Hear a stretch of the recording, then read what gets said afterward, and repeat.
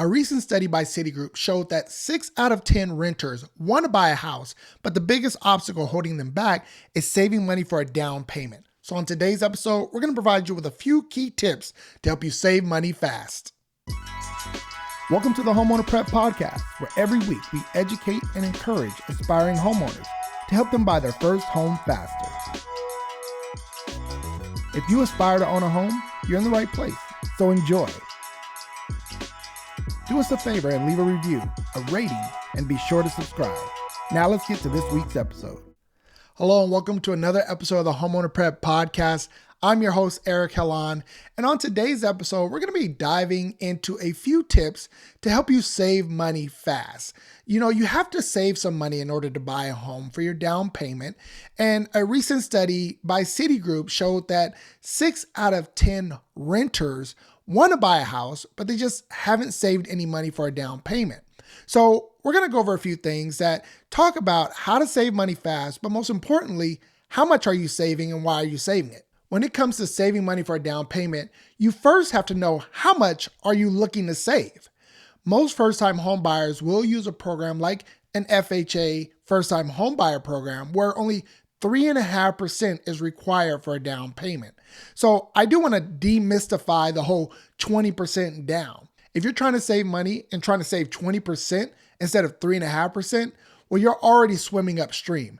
So you need to realize that the goal to buy your first home should be about 3.5% of your estimated purchase price. To get an idea of what that estimated purchase price is, you should jump onto a website like a Zillow or a Redfin and just see what home prices are in your area.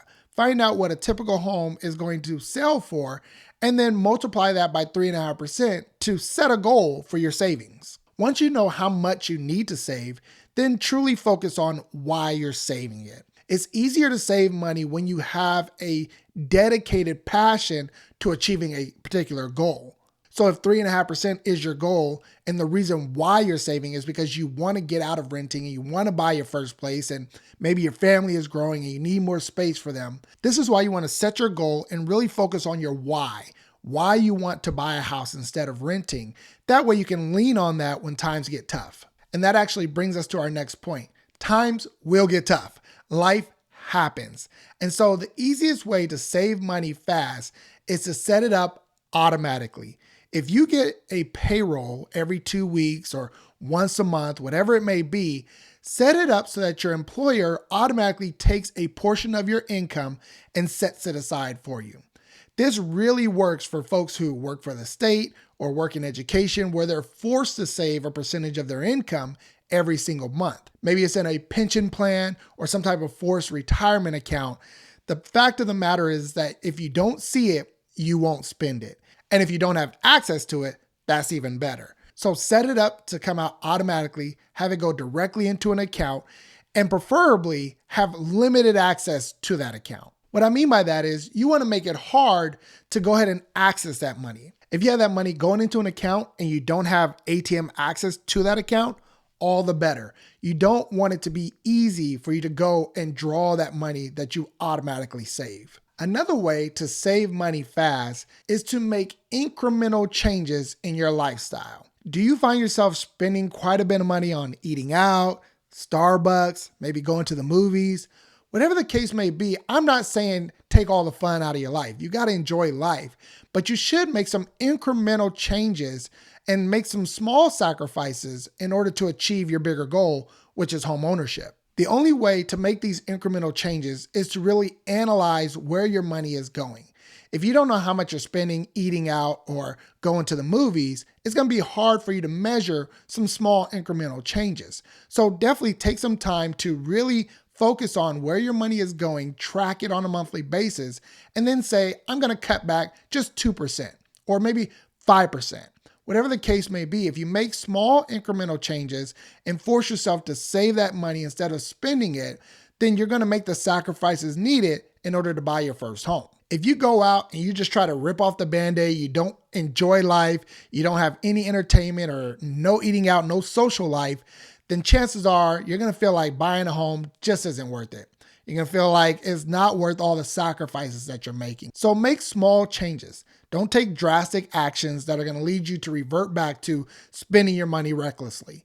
Make some small changes in your spending and you'll see that savings account add up. Another way to save money fast is to decide early on how much of unexpected money or bonus money you're going to save in the future. So let's say you get an annual bonus from work, or maybe you get a tax refund. If you say to yourself, I'm going to save 50% of anything outside of my standard income, my standard paycheck, and I'm going to put that aside in the savings account, then you're going to set yourself up for success.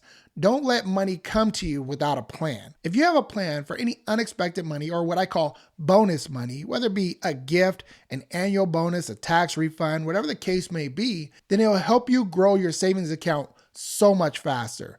Trust me, you get unexpected money.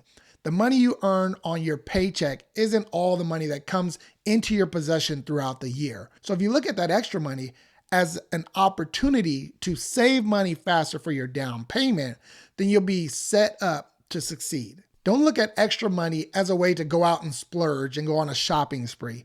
Really put that money aside and make the sacrifice needed in order to save for your down payment. The last point I want to make is maybe you already have the money that you need for your down payment. A lot of people may not realize that you can actually use your retirement accounts to help you buy your first home. Now, this isn't available for everybody, but you should look into it. If you have any employee-sponsored retirement accounts or an IRA or a 401k, look into the availability of those funds in order to purchase your first home. They may have a one-time use that you can do that without penalty in order to buy your first home and then repay that money over time. Now, the repayment may have an interest rate to it, so really look at the finer details and see if it makes sense. You really have to understand the time value of money. If I can use a retirement account to purchase a home now instead of 5 years from now, what's the difference in appreciation value that I'm saving myself? And as I gain that appreciation, will that help me pay back that loan to my retirement account that much faster? So look at all avenues of buying a home. If you're a first-time home buyer, you may actually take advantage of an FHA program that allows you to receive a gift from family members or friends or church members, whatever the case may be. So that might be an avenue to help you buy your first home faster. So don't feel like you have to save 20%. Don't feel like you have to make all these drastic changes to your lifestyle in order to achieve your goal of home ownership. Take these tips and this advice to help you buy your first home faster, and most importantly, help you save money faster. If you need any help or any guidance in putting together a game plan and looking at all the different opportunities for your unique situation, definitely don't hesitate to reach out to us. That's what we're here for. You can get started with Homeowner Prep by texting us the word START to 619-848-3700. Or you can actually visit us on our website at homeownerprep.com/start. There you'll be able to set up an initial consultation with us, totally free of charge. If you just have a general question about your unique situation or scenario, feel free to reach out to us on any of the social media platforms. We're on all channels and you can reach us at Homeowner Prep. We tend to get the majority of our questions on our Instagram account, so feel free to reach out. I hope you got some great value from today's episode on how to save money faster. We look forward to providing you with some more great content on the next episode. And until then, be blessed. If you've enjoyed this show and got some great value from it, please be sure to rate and review. And if you're checking it out on YouTube, please be sure to subscribe. That really does help us to continue the show and bring in some great guests to help you on your home buying journey.